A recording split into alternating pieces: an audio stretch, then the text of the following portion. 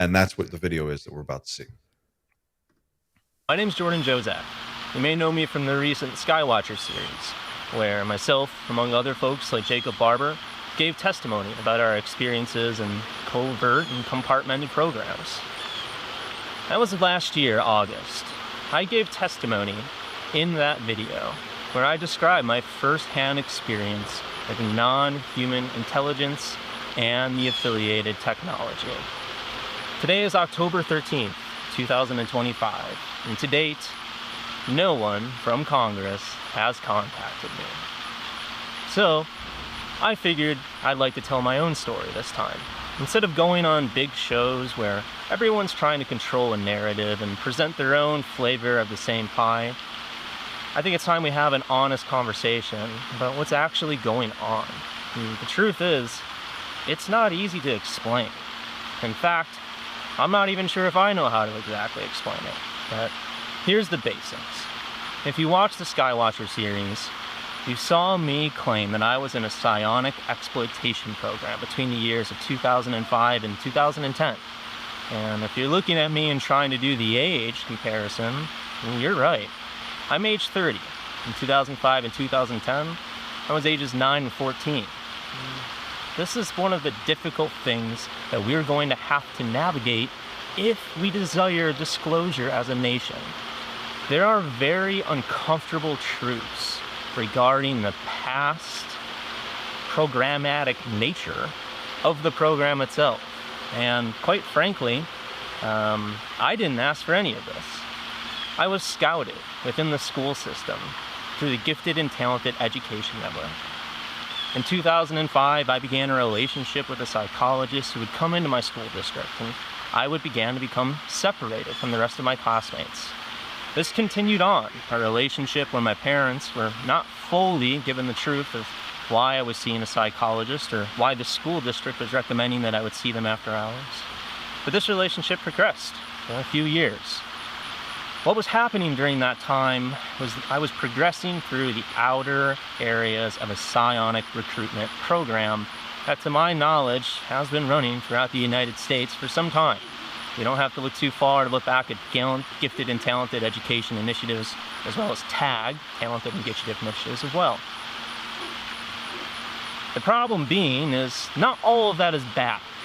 However, for those that are familiar with how intelligence operations work, they work covertly. They work through channels that carry plausible deniability. And that was the nature of what happened to me. In 2008, I was progressing and excelling within the program to the point that they removed me from the public school district. And for 2 years, I attended school at what seemed like a very normal, lockdown, scan in, scan out, off-site facility. My parents were just told that I was going there to get better. I just needed mental health treatment. But what they didn't know is that facility was a cover for a much larger program where I interacted with non-human intelligence and its associated technology. I interacted with a piece of technology known as Sylvia within the program. And that's where things get very difficult. Up to this point, that'll be a thing that people immediately begin to start Googling. What the fuck is Sylvia? I've never heard that before. Oh man, this is such a strange, bizarro story that feels like, at the same time, completely unbelievable and totally believable. Like I because it's so crazy. I'm like, the chat is literally like, "What is Sylvia? What's Sylvia?" And like, yeah, I agree. What is Sylvia? Seriously, what is Sylvia? We talked about it before the thing. Remember, it's the thing. Or are you doing this for them? Is this? Oh, is that what that is? I think you made that connection. I don't know enough about. I've not read the Substack, so. Okay, so let me jump back. Let's jump back and forth. Let's do it back and forth. Okay. I've got the Substack article here, and I can share my screen. I've also got the Substack. So okay, so in the if you bring that article up, and right. Before we carry on, right, the Substack was released all the way back in 2024. Before Jordan was known as Jordan, he decided to come out anonymously, and everything he talks about in the 12-minute video and more, I believe, is in this document. Am I right in assuming that? Because I've scanned it, and there's references to so much stuff in this article, some of which links to completely separate news that is synchronistically taking place this week as well on the Jesse Michaels channel, which is really weird. But yeah, I don't know whereabouts in this document you want me to go to. So take this document, as Xander said, and the video of Jordan that you just saw, and realize that this is more or less the same person, basically expanding on the same story, right? So this video just came out, but yesterday. This is a Substack article from 2024 that is fleshing out that stuff. And if you scroll down to the first thing is this letter from Duke University. I don't know if you see, hang on, I've got to bring up my other screen. Okay, so this letter right here is the letter that went out. We invite you to participate in the 19th annual talent search conducted by the Duke University Talent Identification Program, TIP. This form explains eligibility, registration procedures, and the benefits associated with talent search. And this is basically the web that they throw out, the net to catch people and bring them into this other program. And what's really crazy is when I first read this, I recognized this letter. We got this in the mail when I was 13 years old. This showed up, and my mom made a huge deal out of it because she just thought this was like an amazing. She's like, "What is this?" And we never did anything with it. But I remember getting one of these, and it is. At the time, we were living in Florida, and Florida is one of the states here for eligibility. So he scrolls. If you scroll down to where it says, there's this picture of like a wizard looking at a telescope into the universe right there. And underneath it, it says the last screening, the second paragraph down, it goes, the last screening process involved a physical piece of technology that I still have no frame of reference to understand to this day. This is Sylvia, I think. It was a highly regulated procedure involving what I could only describe as a crystallized sphere that seemed more alive rather than an inanimate object.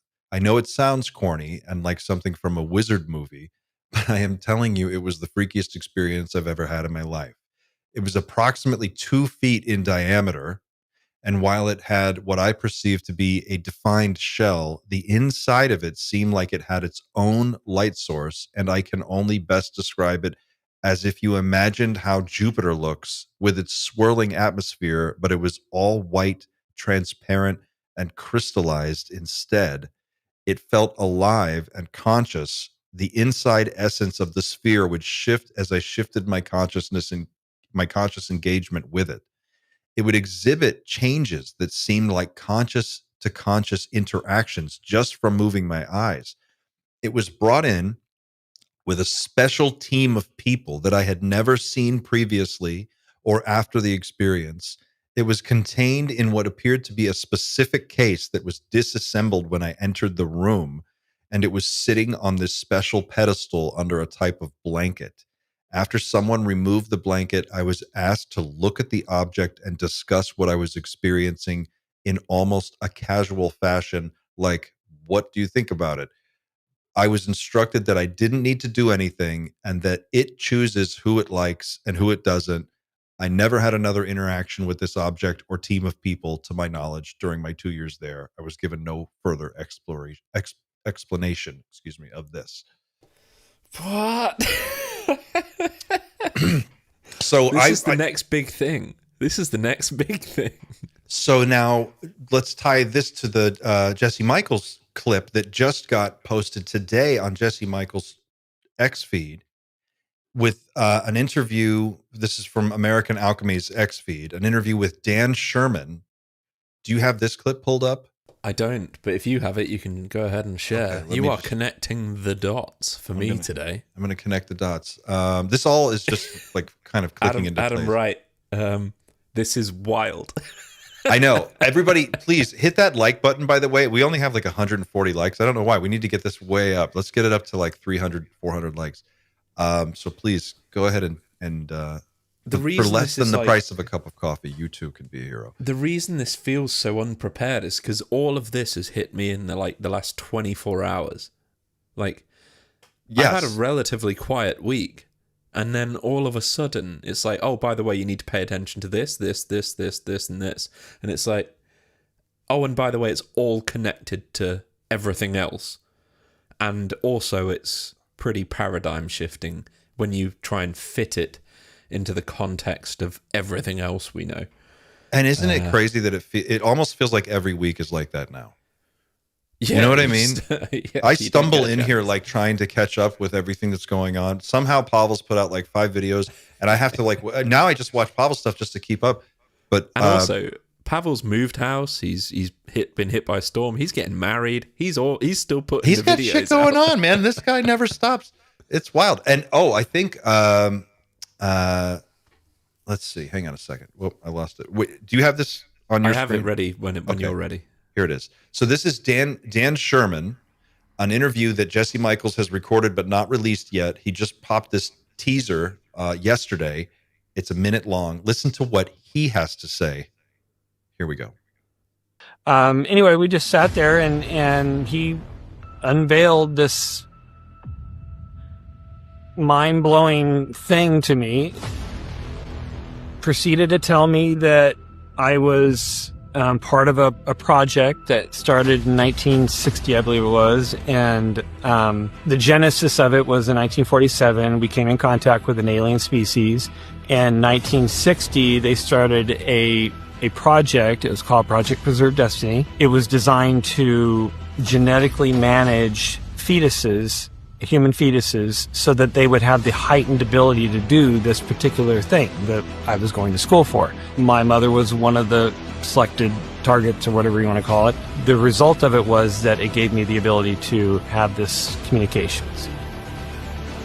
That was in order for you to become an intuitive communicator who is basically able to receive messages from Well, alien- receive and transmit.